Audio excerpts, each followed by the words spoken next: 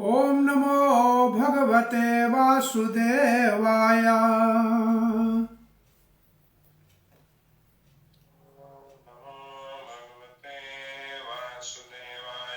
नारायणं नमस्कृत्यं नरं चैव नरोत्तमं देवीं सरस्वतीं व्यासं ततो जयमुदीरयेत्।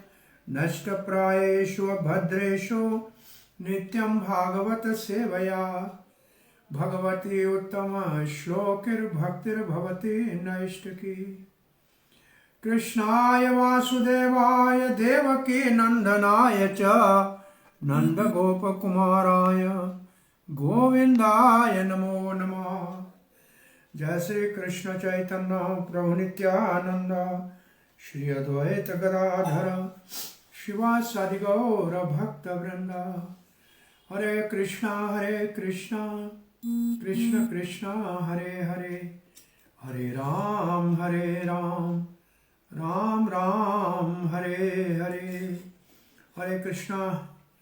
प्रिय पंचशील भक्तवृंद, दामोदर देश भक्तवृंद, फेसबुक के भाग्यशाली भक्तों, श्रीमद् भागवत महापुराण के अंतर्गत जो प्रार्थना है महान भक्तों की भगवान के प्रति, जिसको स्तुति कहते हैं, स्तव कहते हैं, वंदना कहते हैं, प्रार्थना कहते हैं, ये सबसे शक्तिशाली साधन है भक्ति में प्रार्थना करना।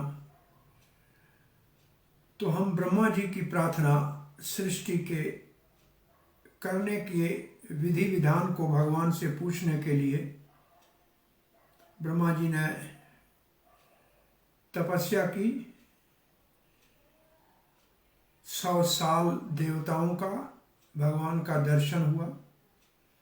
भगवान के दर्शन से प्रसन्न होकर प्रार्थना कर रहे हैं। कल हमने 4 श्लोकों का पाठ किया था, आज 5वें श्लोक से आगे बढ़ते हैं। ये 25 श्लोकों में ब्रह्मा जी की प्रार्थना है।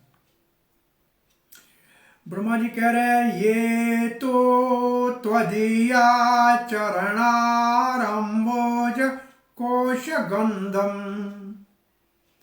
जिगृहन्ति कर्ण विवरहि श्रुतिवात नीतम भक्त्या गृहीत चरण परया च तेषाम् नापयेषि नाथ हृदयाम्बुरुहात् स्वपुंसाम्। ब्रह्मा जी कहते हैं, स्वपुंसाम, जो आपके अपने भक्त हैं। स्व मतलब भगवान स्वयं, और पुंसाम मतलब जो उनके भक्त हैं, जो उनके अनुगामी हैं। ऐसे भक्त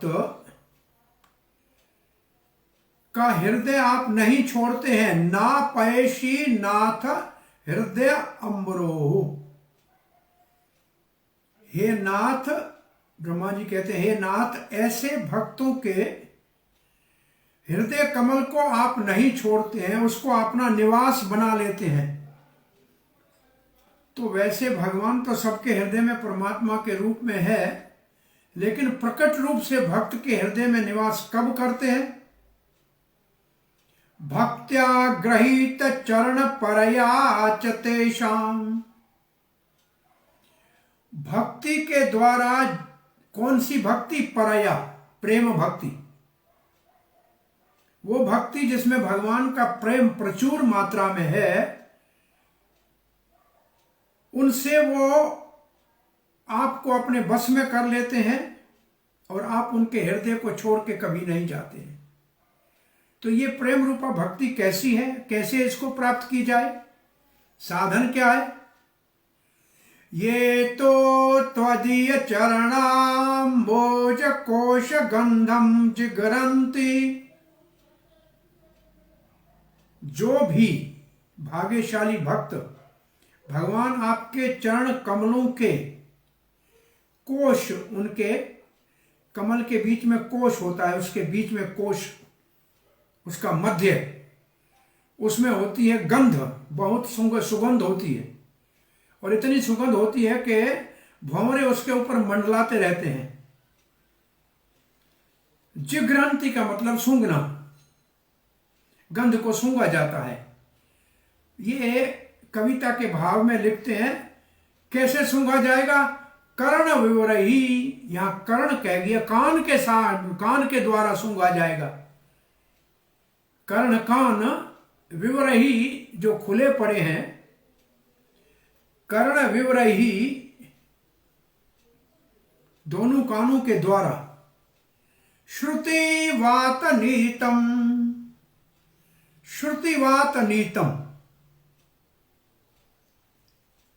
श्रुतिवात नीतम, वात कहते हैं वायु को। तो कानों में तो हवा जाएगी, तो गंध हवा ले आके आती है, सूंघने के लिए हवा गंध लाती है। लेकिन यहां आपके चरण कमलों के अंदर की गंध जो है उसका समाचार है वेद में, जिसका किया जाता है श्रवण। तो श्रुतिवात के दो अर्थ हो जाएंगे, वेदों का श्रवण अथवा भक्ति में जो श्रवण अंग है भगवान के गुण रूप लीला नाम का श्रवण। दोनों अर्थ श्रुति का है। श्रुति का मतलब सुनना, श्रुति का मतलब वेद। वात नीतम जो हवा लाती है, हवा लाती है। यहां हवा, तो इस श्लोक को अगर देखेंगे तो भगवान के चरण कमलों के मधुर गंध है वेद के वाक्यों में, और वो वेद का वाक्य उनको लाने वाली गंध को, वात कौन सी है, वायु कौन सी है? भक्त, जिनके मुख से भगवान की वाणी सुनी जाए और कानों के द्वारा वो हृदय में चली जाए, तो भक्त ग्रहित चरण परया, तो फिर भक्त आपके चरणों को अपने हृदय में अच्छी तरह से धारण कर लेते हैं, और ऐसे भक्तों के हृदय को आप भी कभी छोड़ के नहीं जाते। ये ब्रह्मा जी वर्णन कर रहे हैं। प्रभुपाद जी लिखते हैं, भगवान आपके चरण कमलों की गंध जो सूंघ लेता है, जो वायु के द्वारा वेदों के शब्दों के रूप में कानों में प्रविष्ट होती है, तो ये ऐसे लगता है गंध नाक से सूंघनी चाहिए। जैसे वेद में वाक्य है कि भगवान को आंख से नहीं देखा जाता है, कान से देखा जाता है। श्रोत अक्षताम, श्रोत माने कान, अक्षता मतलब आंख। तो ऐसे भगवान के चरण कमलों की मधुर गंध, गंध का मतलब है भगवान के चरण कमलों की महिमा, और वो श्रवण की जाए भक्तों के मुख से, उनको प्राप्त हो जाती है शुद्ध भक्ति। उनके हृदयों को अब कभी नहीं छोड़ते। चक्रवर्ती कहते हैं, उनके हृदय, उन भक्तों के हृदय से तो आप कभी दूर नहीं होते हैं, जिनके कानों के द्वारा वेद की वाणी, आपके चरणों की महिमा जिनके हृदय में आ गई है, और जिनके हृदय में प्रेम भक्ति का खजाना, महान खजाना, महानिधि प्राप्त हो गई है, वो आपके चरणों को नहीं छोड़ते हैं और आप उनके हृदय को नहीं छोड़ते हैं परस्पर।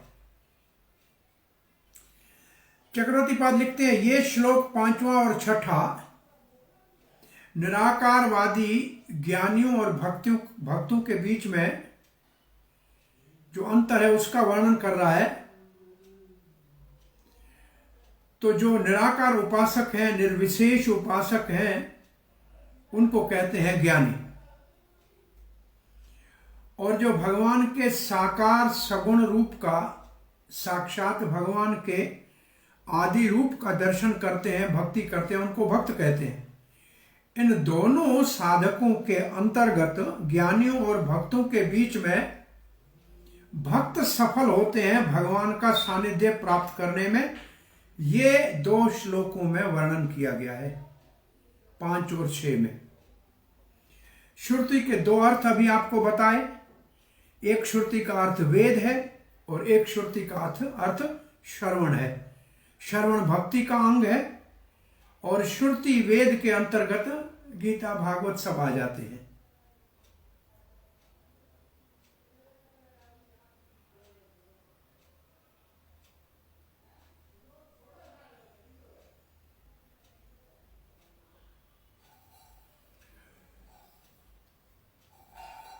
तो ये प्रेम भक्ति आपको अपने हृदय में वो धारण करते हैं और आप उनके हृदय को कभी नहीं छोड़ते हैं, परस्पर एक दूसरे के वशीभूत हो जाते हैं। श्री प्रभुपाद जी कहते हैं, शुद्ध भक्तों के लिए भगवान के चरण कमलों के आश्रय को छोड़ के उससे अधिक कुछ नहीं है। वही उनके जीवन का परम लक्ष्य है। भगवान के चरण कमलों का विशेष रूप से दास्य भाव जो है, उसमें चरण कमलों की ज्यादा महत्व है। वात्सल्य भाव, माधुर्य भाव में विशेष रूप से भगवान के मुख की ज्यादा महिमा की जाती है, भगवान के मुख की, जिसकी सुंदरता भगवान के वदन की, मुख की। परंतु दास्य, सबका भाव दास्य है जीव का विशेष रूप से। तो चरण कमलों की महिमा को यहां ब्रह्मा जी महानता दे रहे हैं। और शब्द तू, इसी बात को, इस श्लोक में जो शब्द तू है, वो इसी बात को स्थापित कर रहा है विशेष रूप से कि भक्त केवल भगवान की सेवा चाहते हैं। इसका अर्थ ये। और जो भगवान की सेवा चाहते हैं, उन भक्तों से भगवान कैसे दूर हो जाएंगे? आपकी कोई सेवा करता है, उसको वो एक दिन नहीं आए तो आपको लगेगा क्यों नहीं आया। जब हम भगवान की सेवा करते हैं तो हम सेवा के बगैर रह नहीं सकते, बिना सेवा के हम नहीं रह सकते। और बिना हमारे सेवा को पाए भगवान को सुख नहीं मिलता। वो भी सेवा पाने के लिए लालायित रहते।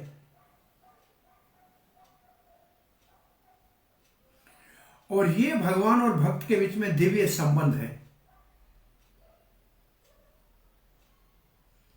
न भगवान उनका साथ छोड़ते हैं, न भक्त भगवान का चरण छोड़ते हैं, न भगवान भक्त का हृदय छोड़ता है। ये दोनों परस्पर आपस में प्रेम के संबंध में बंधे हुए हैं।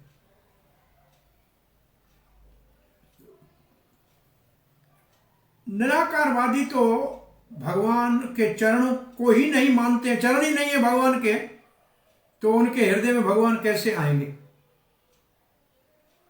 तो उनको यह सौभाग्य प्राप्त नहीं होता है। संबंध भक्ति के द्वारा स्थापित होता है। भक्ति कोई भावुकता नहीं है, कोई भौतिक भावुकता नहीं है भक्ति। क्योंकि भक्ति को देखो, ब्रह्मा जो वेद गर्भ है, जिसके मुख से, चारों मुखों से वेद निकलते हैं, वो ब्रह्मा जी इस भक्ति की महिमा का वर्णन कर रहा है। और उसका श्रवण, भक्ति का जो श्रवण उसका अंग है, वो बड़ा महत्वपूर्ण है। और परया का मतलब पराभक्ति। पराभक्ति का मतलब पराभक्ति, तीनों गुणों से परे भक्ति। उससे होता वो उसको क्या कहते हैं? पराभक्ति को प्रेम भक्ति। भाव और प्रेम भक्ति ये शुद्ध है, ये सिद्ध भक्ति है।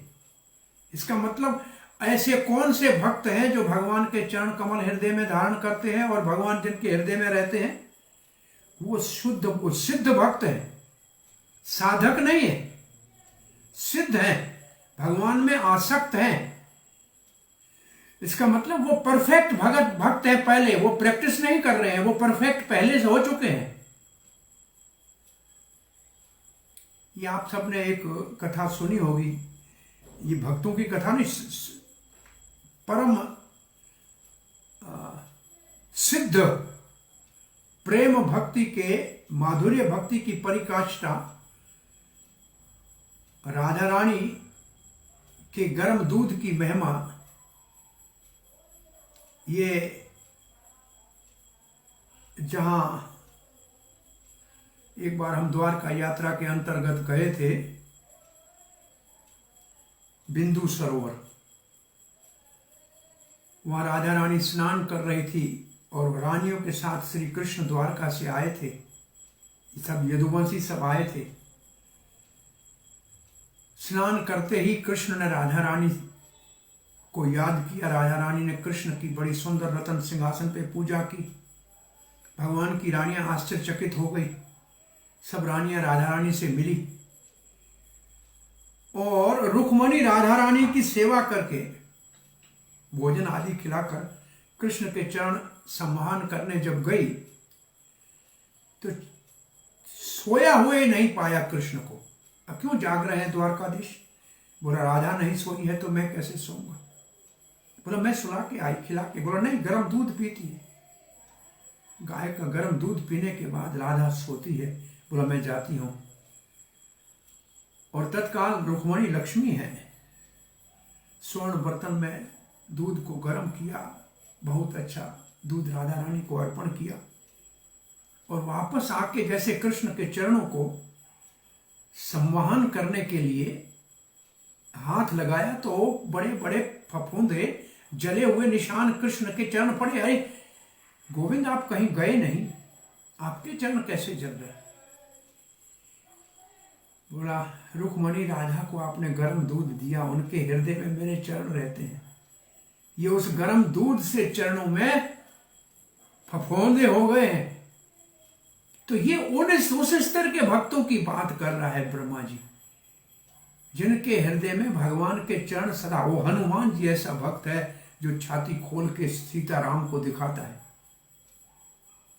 हीरे मोती माणक की मण काट काट के फेंक रहा है। पूछा सीता जी ने, बेटा ये तुम बहुमूल्य मोती क्यों तोड़ रहा है? बोला देख रहा हूं इसमें सीताराम है क्या। बोला तेरे दिल में? बोल देखो माँ, ये सीताराम मेरे दिल में। ये भक्तों की बात हो रही है, इस स्तर के भक्तों की बात है, ये सामान्य भक्तों की बात नहीं है। और ये स्थिति प्राप्त कैसे होती है, इसके लिए साधन क्या है? तो प्रभुपाद जी लिखते हैं, इस उत्तम स्तर के ऊपर आने के लिए श्रवण करना पड़ेगा भगवान के गुण रूप नाम लीला का। यह है भगवान के चरण कमलों की गंध को सूंघना, श्रवण करना। किसको श्रवण करना? फिर पूछा जाए क्या पढ़े, सुने तो क्या सुने?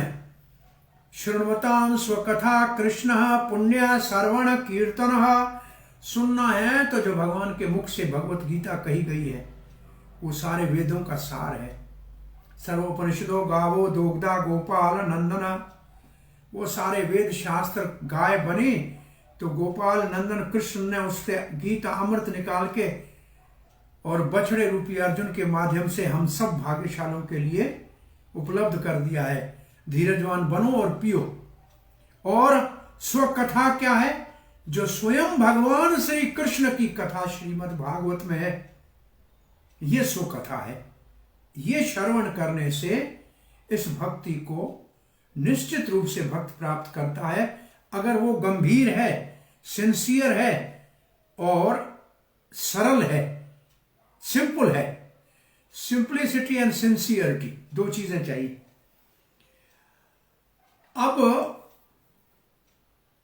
अब छठे श्लोक में यह कहा जा रहा है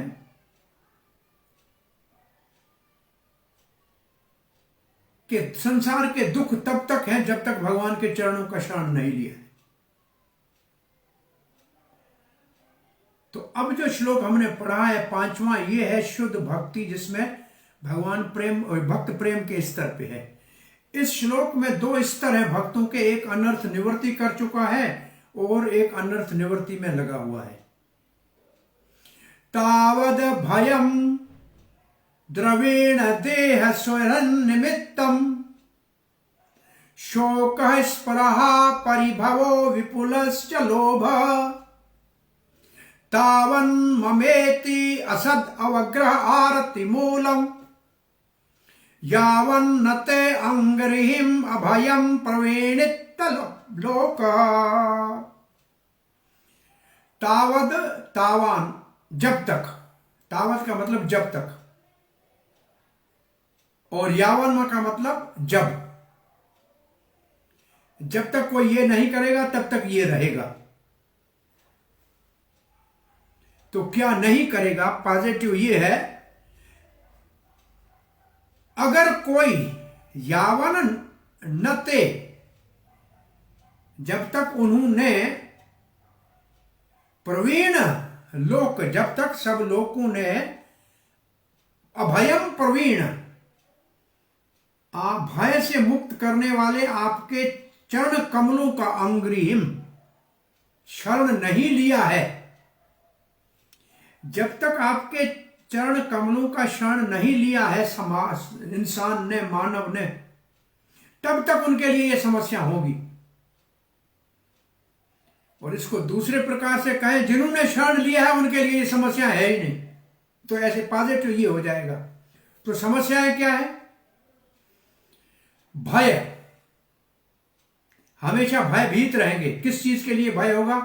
द्रविण, धन धन चला ना जाए। द्रव्य कहते हैं धन को, देह कहते हैं शरीर को, सुहृद कहते हैं अपने संबंधियों को, मित्र बंधु, निमित्तम, इनकी निमित्त भय बना रहेगा। और इस भय के कारण क्या होगा? शोक कभी नहीं मिलेगा तो उनके जाने का दुख होगा। स्पृहा, इच्छा होगी, नहीं ये मेरे को मिलना चाहिए, स्पृहा इच्छा को कहते हैं। परिभव का मतलब और भी ऐसी बहुत सी चीजें। विपुल का मतलब अधिक, चल लोभ और लोभ बना रहेगा, धन अधिक आ जाए। तावन, और तब तक ये भी तकलीफ रहेगी क्या? तावन ममिति असद अवग्रह, मैं, ममेति मैं हूं, मेरा है, असद अवग्रह, असद का मतलब जो सत्य नहीं है, जो सत्य नहीं है का मतलब ये संसार भी सदा रहने वाला नहीं है, ये शरीर भी सदा रहने वाला नहीं है, ये धन भी सदा रहने वाला नहीं है, ये सब असत है। और इसको करेगा अवग्रह, ये मेरा है, इसको प्राप्त करने के लिए बहुत प्रयास करेगा। तो इस प्रयास में कष्ट क्या है? आरति मूलम, आरत कहते हैं दुख को, तकलीफ को, परेशानी को। उसका मूल, उसका जो मूल है, संसार के अंदर जो परेशानी का मूल है, दुख का मूल है, वो है असद अवग्रह। मैं और मेरा शरीर को मैं और अपने सामान को मेरा मानने वाला, इनको, इन असत को जिन्होंने पकड़ के रखा है, वो परेशानी, वही परेशानी की जड़ है। और ये तब तक रहेगी जब तक भगवान के चरणों का शरण नहीं लिया जाए।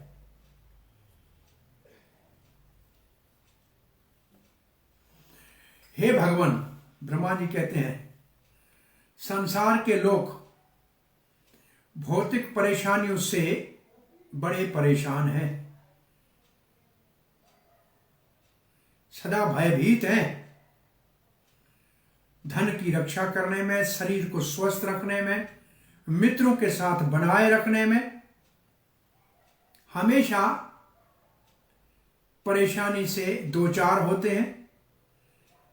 और उनके अवैध इच्छाएं भी आती हैं, उनको पूरा करने के लिए सामान भी अधिक चाहिए। और सामान जो चाहिए वो सब असित है, मैं और मेरा करने के पीछे वो लगे हुए हैं। जब तक वो आपके निर्भय प्रदान करने वाले चरणों का शरण नहीं ले लेंगे, तब तक ये इन सारे दुखों के जड़ को उखाड़ के फेंक नहीं सकते। तब तक ये हमेशा दुखी रहेंगे। चक्रवर्ती बात कहते हैं, जब तक भगवान ये आपके निर्भय प्रदान करने वाले चरणों का शरण नहीं लेंगे, अभय चरणारविंद का शरण नहीं लेंगे, तब तक ये संसार की सारी समस्याएं, ये धन में आसक्ति, शरीर में मोह, मित्रों में आसक्ति और शोक और स्पृहा, इच्छाएं और हार, संसार में कभी हार जाएंगे, और अधिक लोभ हर चीज का, और अधिक आसक्ति वो इस संसार के बंधन का कारण ये मूल बना रहेगा। अब इसमें प्रश्न उठाते हैं चक्रवर्ती पाल, भक्त भी होते हैं, उनको पत्नी है, घर है, कारोबार है, तो फिर तो उसको भी, वो भी भौतिक वाला हो गया, तो उसको भी तो भय होगा क्या? भाई धन उसका भी है, पत्नी उसकी भी है, घर उसका भी है, भक्तों के पास भी तो ये होता है। तो एकदम उत्तर देते हैं नहीं, ये सत्य नहीं है। ये तो केवल वो जो भगवान के चरणों से दूर हैं, केवल भौतिकवादी हैं, जो धन दौलत में, पुत्र परिवार में ही आसक्त हैं और शरीर को ही सब कुछ समझते हैं, उनके लिए ये सारी परेशानियां हैं, क्योंकि उनकी इच्छाएं निष्फल होती रहती हैं और वो बहुत लोभ के कारण आपके चरणों का शरण, बड़े शक्तिशाली आपके चरण है, उनका शरण नहीं ले सकते, उनके लिए ये सब कुछ है। चक्रवर्ती बात कहता है इसको आप उल्टा कह सकते हैं, अगर वो आपके चरणों का शरण ले लें तो उनके लिए ना कोई भय है, ना कोई दुख है, ना कोई परेशानी है, वो बिल्कुल शांत और सुख और सुखी है। इसका दूसरा भाव ये है। अच्छा, भक्त है और कोई धन में आसक्त है तो कहते हैं, धन आदि में आसक्त है तो कहते हैं कोई बात नहीं। बोले क्यों? बोले सांप के 2 दांत जिसमें विष होता है वो निकले हुए हो ना, वो अगर काटे भी तो आदमी मरेगा नहीं। ऐसे भक्तों के पास धन दौलत होगा तो भगवान की सेवा में लगेगा, भोग में नहीं लगेगा, वो उनके भय का कारण नहीं बनेगा। ये उदाहरण देते हैं, इसी उदाहरण को श्रील प्रभुपाद जी ने भी दिया है। तो भक्तों के पास भी ये चीजें हो सकती है। दो प्रकार के भक्त हैं, कि बस कुछ भी नहीं है तो भी अच्छा है और सब कुछ है तो भगवान की सेवा में। ये एक ही भक्त में दोनों चीजें देखनी है तो सुदामा विप्रा ऐसा है जो बहुत दरिद्र भक्त था कि घर में खाने को नहीं था। पत्नी ने परेशान होकर एक दिन कहा कि मैं सेवा नहीं कर पा रही हूं, आप पति हो और आपकी सेवा करना मेरा धर्म है, मैं पूरा खिला नहीं पा रही हूं। ये लक्ष्मीपति द्वारका नाथ आपके घनिष्ठ मित्र है, क्यों ना चले जाते उनके पास, वो तो अपने आप को दे देते हैं। सुदामा कहता है मांगने के लिए जाना मित्र के पास ये मेरे को अच्छा नहीं लगता है, फिर भी मित्र के दर्शन करने का बहाना तो बन जाएगा, दर्शन हो जाएगा, लेकिन जाना है मिलने तो कुछ तो भेंट देनी पड़ेगी। घर में कुछ नहीं था। सुदामा की पत्नी चाल पड़ोसी ब्राह्मण के घर से 4 प्रकार का चिवड़ा लाई, चिप राइस लाई। लिखा है 4 प्रकार का, अलग अलग था, कोई पीला था, कोई लाल था, कोई मोटा था, कोई छोटा था, और एक पोटली में बांध के दिया। सुदामा भगवान के पास पहुंचा और रुक्मणी के महल में भगवान ने उनको पलंग के ऊपर बिठा के अपने हाथों से चरण धोया और लक्ष्मी रुक्मणी उनको पंखा झेल रही थी। भगवान ने उसको तो 56 भोग भी खिलाए, रात भर वार्तालाप भी किया सांदीपनि मुनि के आश्रम में, साथ पाठ पढ़ने की। दूसरे दिन विदा किया। भगवान ने सुदामा को उन्हीं कपड़ों में जैसे आया था, दुबला पपड़ा पतला, सारी नसें दिख रही थी, और कह रहा था कितना बड़ा दयालु है द्वारका नाथ, अच्छा हुआ मुझे कुछ नहीं दिया होता तो लोग कहते मांगने गया है। और भगवान ने रथ के ऊपर भी वापस नहीं भेजा। 100-150 किलोमीटर है द्वारका पोरबंदर से, रथ के ऊपर क्यों नहीं भेजा? कहते हैं वो 11वें स्कंद भागवत में लिखा है, भगवान कहते हैं मेरे भक्तों के चरणों की धूली जहां पड़ती है वहां हमेशा समृद्धि, सुख और शांति रहती है। सुदामा जैसा भक्त अगर द्वारका से जाएगा, इसकी चरण की धूली से द्वारका हमारी हमेशा वैभवशाली रहेगी। भगवान का भक्तों के चरण धूली में इतना विश्वास था। लेकिन सुदामा जब पहुंचता है अपने घर पोरबंदर तो जगह नहीं पहचान पाया। द्वारका जैसा महल बना हुआ, पत्नी भी 16 श्रृंगार करके आई, आश्चर्यचकित हुआ, लेकिन फिर द्वारका की ओर हाथ जोड़ के कहा, रात को सोए हुए लोग होते हैं, बरसात आती है और सुबह उठते हैं तो चारों ओर पानी, नदियां बह रही हैं, तालाब भरे हुए हैं। ऐसे भगवान आप देते हैं, इतना सारा दे दिया है, अब ये मैं दुनिया को दिखाऊंगा, इसका भोग नहीं करूंगा मैं, ये आपने दिया है आपकी सेवा के लिए है। तो भक्तों के पास ऐसे भगवान देते हैं तो भी भगवान की सेवा में। प्रभुपाद जी यहाँ से 40 रुपया ले गए और कह रहे हैं आज 40 करोड़ नहीं 40 अरबों की संपत्ति अपनी दुनिया में है, और भगवान ये सब इसलिए दे रहा है कि एक पैसा भी मैं अपने इंद्रिय भोग के लिए उपयोग में नहीं लाता, सब पैसा भगवान का, भगवान की सेवा में लगाता हूं, तो भगवान दे रहा है। तो ऐसे धन अगर भक्त के पास है तो उसके लिए दुख का कारण नहीं, चिंता का कारण नहीं।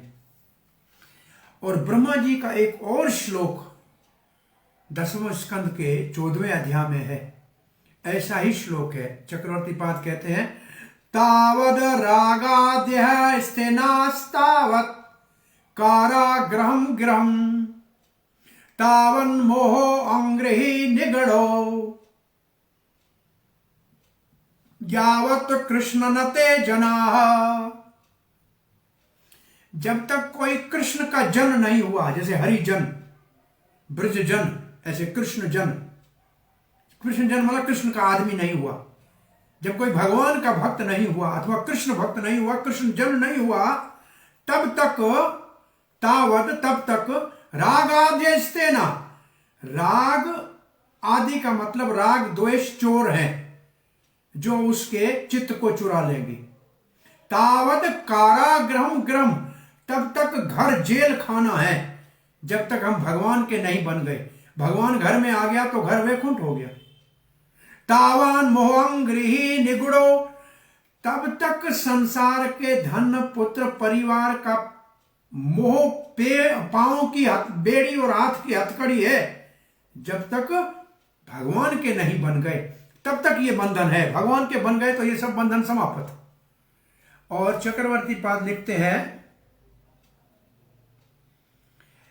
इन श्लोकों में ये मतलब 5 और 6 में 3 प्रकार के भक्त, 4, 5 और 6 में 3 प्रकार के भक्तों का वर्णन है।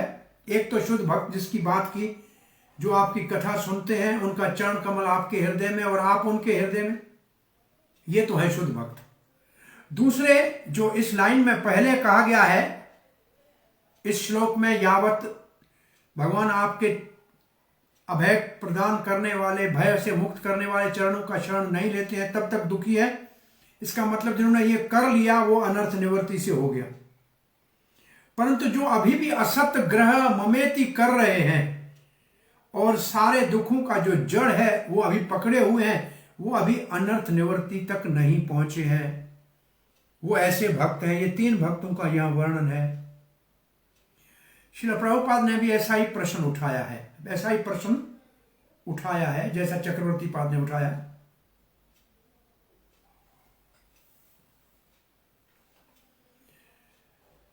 और वो प्रश्न थोड़ा ऐसे उठाया है कि जब घर है, परिवार है, दुकान है, धंधा है, घर का देखभाल करना है, तो फिर 24 घंटे भगवान का कैसे स्मरण हो सकता है? भगवान का नाम, लीला, गुण का श्रवण कैसे हर समय कर सकते हैं? भौतिक जगत में तो सबको अपने परिवार को पालन की चिंता लगी रहती है, तो उसके लिए धन हो, धन को सुरक्षित रखना है और मित्रों के साथ, रिश्तेदारों के साथ संबंध बनाए रखने हैं। ये जब तो काम करना पड़ा है तो इनके लिए हमेशा चिंता रहेगी, भय तो रहेगा ही, क्योंकि इसको ऐसे बनाने के लिए चिंता तो रहेगी, रहती है। इसका उत्तर इस श्लोक में दिया गया है। ब्रह्मा जी कह रहे हैं शुद्ध भक्तों को कोई चिंता नहीं है, क्योंकि वो अपना घर को अपने घर का मालिक अपने को नहीं मानते हैं। वो भगवान का घर में मंदिर बनाया, घर का मालिक भगवान, हम उनके सेवक। तो भगवान बैठा है तो चिंता भगवान करेगा, हम क्यों करें? तो शुद्ध भक्त का ऊपर लिखा है, शुद्ध भक्त कभी अपने घर को अपना स्वामी, स्वयं स्वामी नहीं मानता है।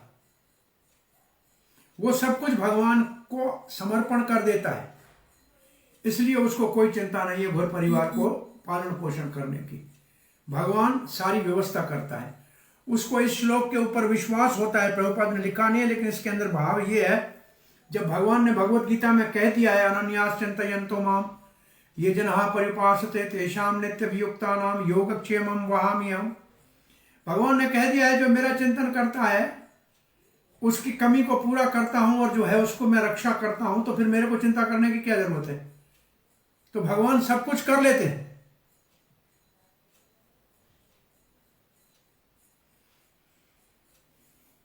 उसको कोई आसक्ति नहीं है, भगवान में ही उसकी आसक्ति है और संसार की किसी चीज में उसको कोई आसक्ति नहीं है। परंतु अगर उसकी आसक्ति धन में है भी तो भी वह इंद्रिय भोग के लिए नहीं है, भगवान की सेवा के लिए है। और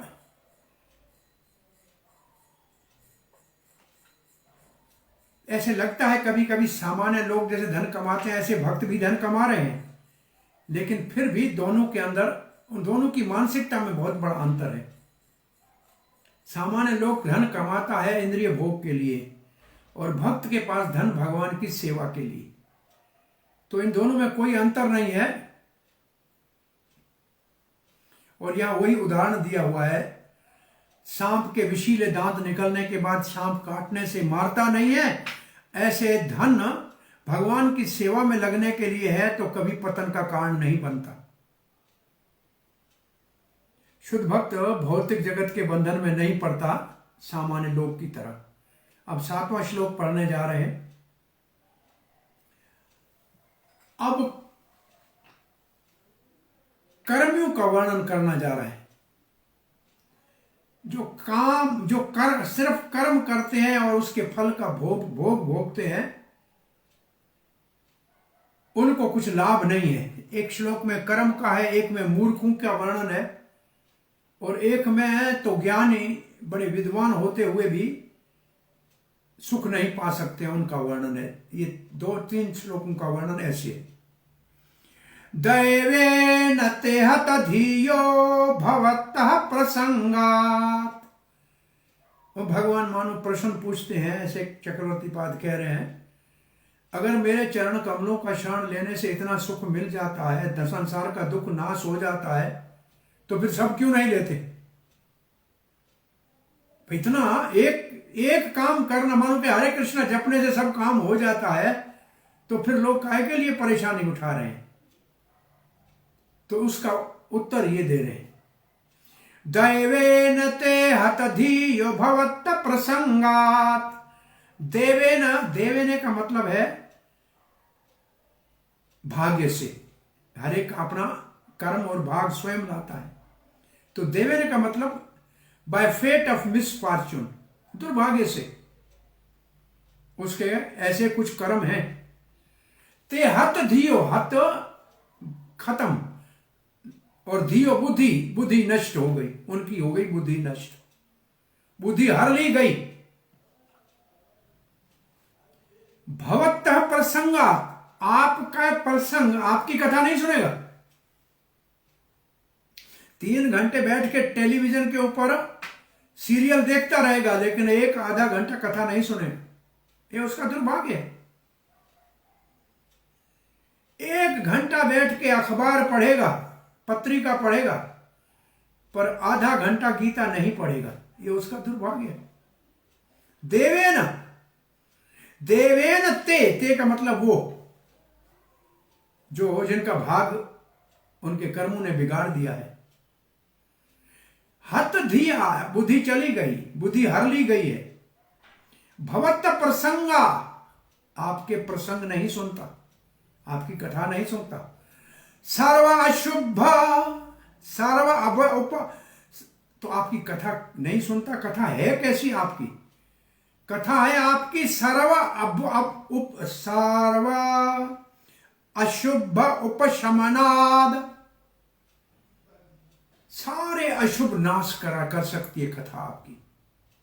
आपकी कथा सारे अशुभ नाश करने वाली है, कुछ अशुभ नहीं रहेगा। विमुख इंद्रियाय, परंतु वो इसका लाभ नहीं लेते हैं, तो कहां जाते हैं फिर? आपकी कथा जो सारे अशुभ नाश कर सकती है, बुद्धि हरण हो जाने के कारण दुर्भाग्य से वो इसमें रुचि नहीं रखते हैं, तो क्या करते हैं? विमुख है इससे। तो कहां मुख सुमुख कहां हुए हैं? इंद्रिया ये कुर्वन्ति काम सुख लेश लवाल दीना। इंद्रियों के सुख के लिए जो क्षण मात्र है, लव मात्र है, दीना बड़े दुखी है। लोभाभिभूत मनसो अकुशलानि शश्वत।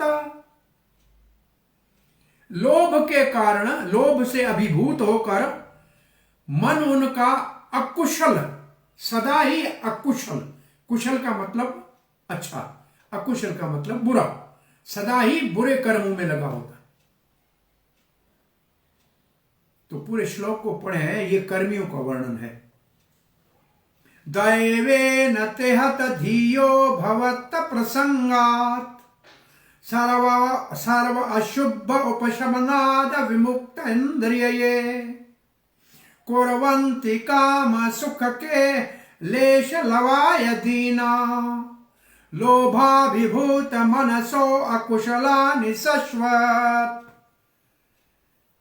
ये सब श्लोक आपके पास भेजे जाते हैं, मेरे ख्याल में आपके पास होंगे। इसका अगर ये आप श्लोक निकाल के इसका रसास्वादन करेंगे तो बहुत अच्छे हैं। आप 80% इसके अंदर शब्द हैं जो आपकी भाषा में आपको समझ में आएंगे, एक बार सुनेंगे तो।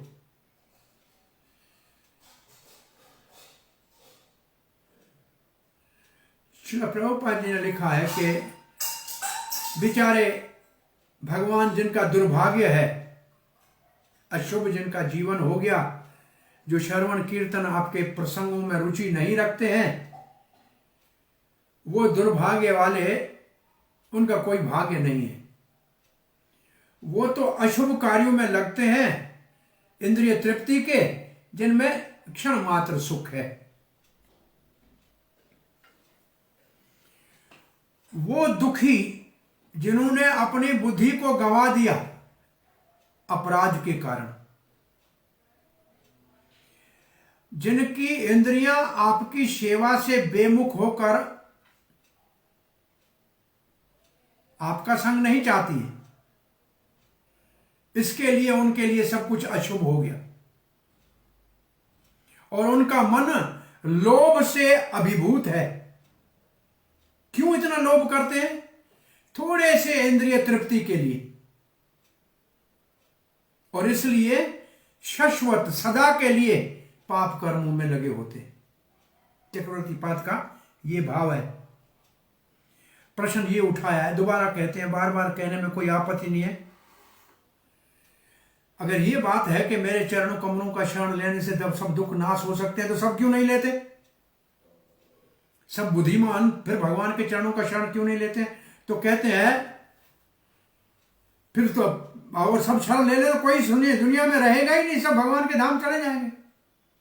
ये तो बहुत आसान है। तो ये श्लोक उसका उत्तर दे रही है। देवेन का अर्थ है कि आपके अपराध के कारण, भगवान आपके प्रति अपराध के कारण उनका दुर्भाग्य हो गया। तो इसका अर्थ है कि जो संसार के अंदर भगवान से बेमुख है, इसका मतलब वो कहीं ना कहीं भगवान की प्रति अपराध, भगवत भक्त की प्रति अपराध हो गया है किसी जन्म में। और अकुशलानी का मतलब है जो शास्त्र में भोग करने की मना की हुई है वो काम करना, निषेध कार्य करना अकुशल है। जैसे चोरी करना अकुशल है, ये कुशल कार्य नहीं है। ऐसे कार्यों में लगे होते हैं, काला धंधा करना, वो ऐसे कार्यों में लगे होते हैं।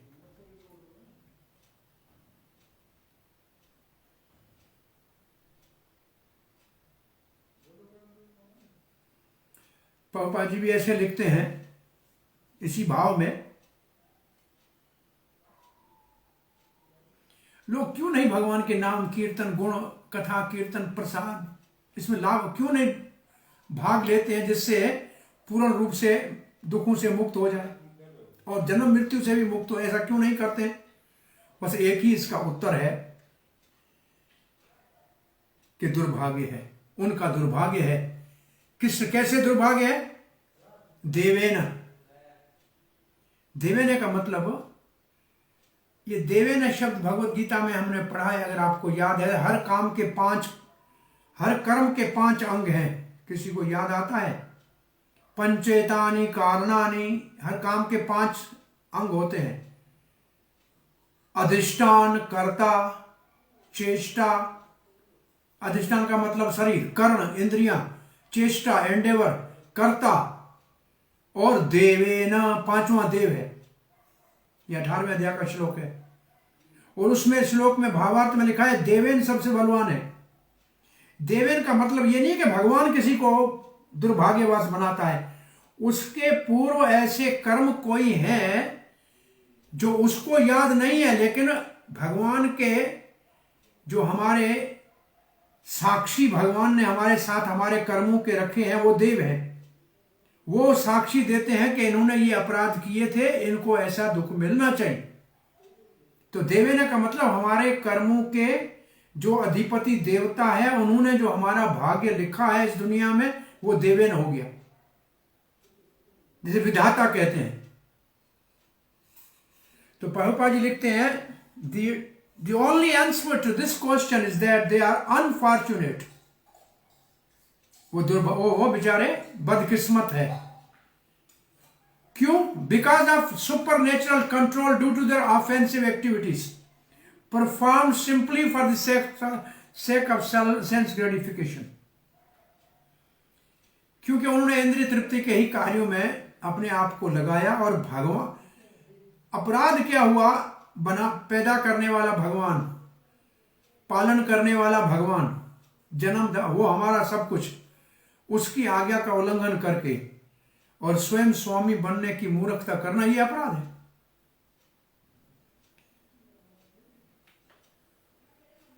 अब प्रभुपाद लिखते परंतु भगवान के भक्त ऐसे दुखी, परेशान, दुर्भाग्य लोगों के ऊपर दया करते हैं, और इसलिए वो सेवा के कार्यों में लगते हैं ऐसे लोगों को भक्ति के रास्ते में लाने के लिए, ताकि वो भविष्य उनका उज्जवल हो सके। प्रभुपाद लिखते केवल एकमात्र भक्तों की कृपा से ऐसे अभागे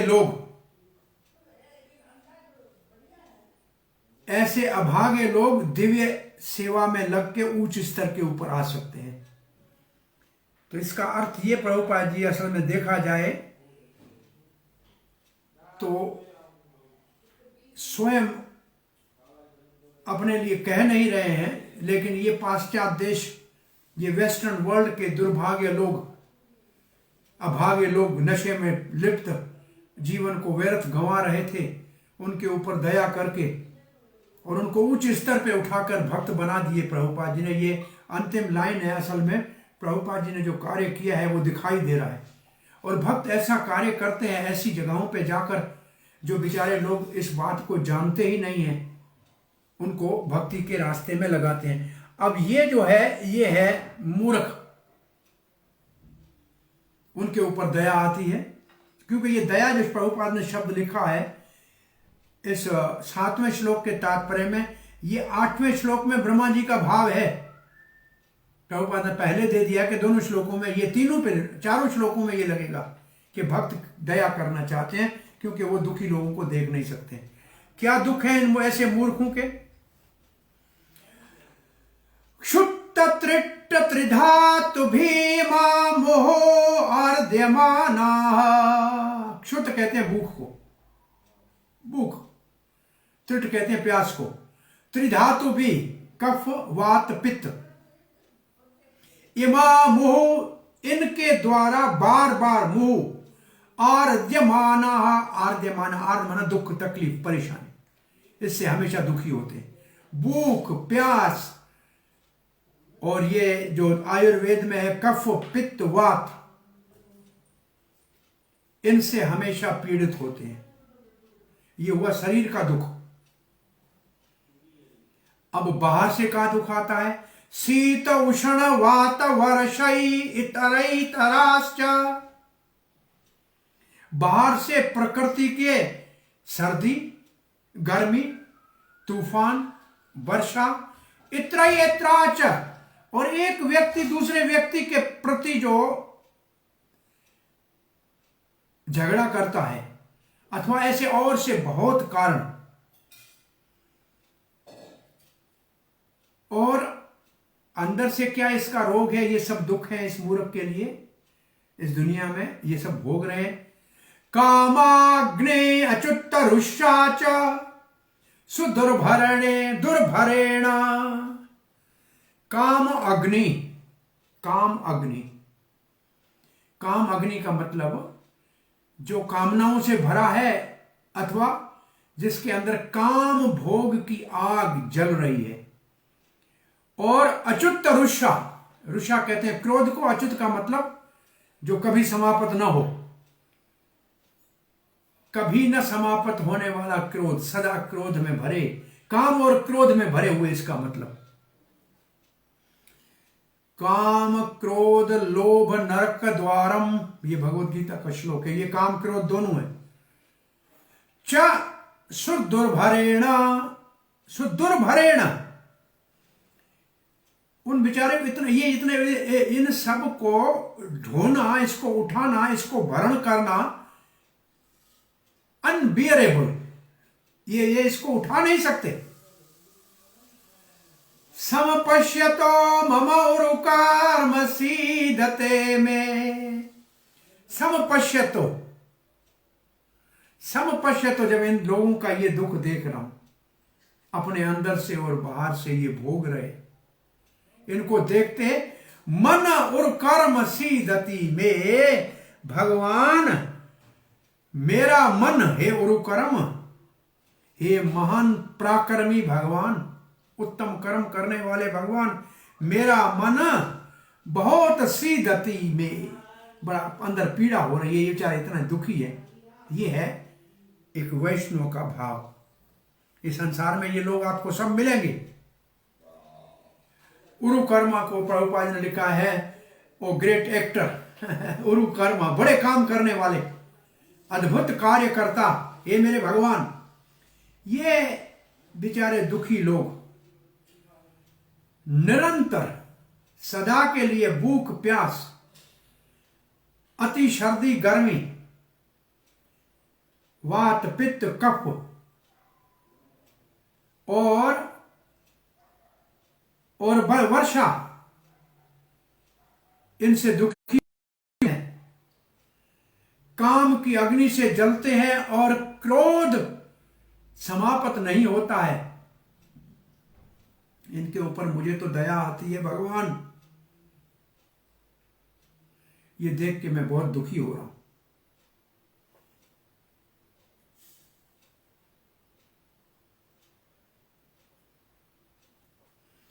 चक्रवर्ती बाबा कहते हैं, मुझे उनका दुख हो रहा है जो पशु जैसा जीवन जी रहे हैं। तो यहां दुख है। प्रभुपाद जी ने यहां 3 जो कलेश है उनका वर्णन किया है, आदि भौतिक, आध्यात्मिक और आदि देविक। आप सब लोग इन 3 शब्दों की माना जानते हैं। आदि देविक, आदि भौतिक, आध्यात्मिक, ये 3 कलेशों का वर्णन किया है प्रभुपाद जी ने। और ये तीनों, ये सारे कलेश इन तीनों में आ जाएंगे। ये जो इस श्लोक में कलेश है, ये तीनों है। और प्रभुपाद जी के एक बात और लिख रहे हैं, वो बड़ी अच्छी बात लिख रहे हैं। इन लोगों का निवारण न चाहने, इन संसार ये दुख न भोगे, तो इसके निवारण का साधन जो नहीं जानते हैं वो नेता बन जाते हैं। जैसे हमारे जितने नेता हैं वो सबको कहते हैं आपको सुखी करेंगे, लेकिन स्वयं सुखी नहीं है, हमको कहां सुखी करेंगे। स्वयं तो लड़ रहे हैं सत्ता के लिए, तो हमारे को वॉलंटियरली, अपने इच्छा से, स्वेच्छा से दायित्व उठाते हैं। मूर्ख मानव को सही रास्ते पे लाने के लिए। जैसे ब्रह्मा जी को दुख हो रहा है, जो भगवान का बहुत निकट का घनिष्ठ भक्त है, तो ये जो श्लोक है ये मूर्खों, संसार में मूर्ख है, उनके ऊपर दया करनी है। ऐसा ये सब करते क्यों हैं? उनका कारण क्या है? देवेन है, ये देवेन ऐसा देव क्यों करेंगे? तो ये कर लेते हैं, समय तो हो गया। यावत पृथक्त्वेन इदमात्मना इंद्रियार्थ माया बलम भगवतो जन ईश पश्ये त्वाम न संसृति असहो प्रति संक्रमेत व्यर्थापि दुःख निवहं वहन्ति क्रियार्थे पृथक्त्वेन इदम आत्मनम। जब शरीर, अपने आत्मा को शरीर से अलग समझेंगे ही नहीं, अपने आप को शरीर से और इंद्रियार्थ और इंद्रियों और शरीर को, अपने आप को इंद्रियों और शरीर समझेंगे, आत्मा समझेंगे नहीं। माया बलम भगवतो जन ईश पश्येत। हे ईश्वर, ये आपकी माया के बल से आत्मा को भूल गए, शरीर और इंद्रियां समझ के बैठे हुए हैं। तावान न संसृति, तब तक, जब तक ये ऐसे समझ के बैठे रहेंगे, तब तक इनका ये संसार में भटकना समाप्त नहीं होगा। असौ प्रति संक्रमेत, असौ प्रति संक्रमेत, तब तक ये लोग जो दुखी है, ये इससे मुक्त नहीं हो पाएंगे। व्यर्थपि दुखे न निवरहम वहति क्रिया अर्थे। ये सब संसार के दुख जो है, ये है तो व्यर्थ, आत्मा के लिए है नहीं, परंतु ये सारे दुख है, उनका कारण है इनके भोग के लिए काम करना। आत्मा के लिए तो थोड़ा चिंतन भी नहीं करते हैं, शरीर और इंद्रियों के भोग के लिए काम करते हैं, इसलिए ये बेचारे माया से मोहित हो जाते हैं, इसलिए ये मूर्ख दुख भोग रहे हैं। भाव से तब तक ये समझ नहीं पाएगा।